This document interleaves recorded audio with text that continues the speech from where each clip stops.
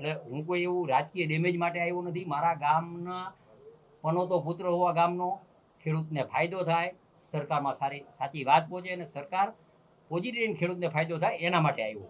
કાંતિભાઈ, અહીંયાની આજુબાજુના ગામમાં પણ ઘણા બધા ખેડૂતો એવા છે જેમના ત્યાં વીજ પોલ નખાઈ ગયા છે પણ હજુ સુધી વળતર નથી મળ્યું. ત્યારે એ બધા મુદ્દા લેવાના ના, નેતાઓ ત્યારે આવીને વાયદા કરીને જતા હતા પણ પછી અત્યારે ખેડૂત ત્યાંના ત્યાં જ છે. તો આ ગામની એ સ્થિતિ નહીં થાય એનું શું? કોણ નેતા જીયાવું શું કાંઈ કાંતિભાઈ, તમે જ જીતો છો અહીંયા કેટલાય ટાઈમથી. ના, પણ એ મારા વિસ્તારમાં એવી મને કોઈ એમ કે કાનાભાઈએ વાયદો કર્યો હોય નહીં. કચ્છનો દાખલો છે કાંતિભાઈ, 15 વર્ષ પહેલા વીજ પોલ નાખવામાં આવ્યા હતા, હજી સુધી એનું ફદ્યું નથી મળ્યું. ખેડૂતોનો એ પણ આરોપ છે કે જ્યાં કચ્છમાં હું અહીંયાનો પ્રભારી હું, મારા પાસે કોઈ લેખિત આવ્યું નથી.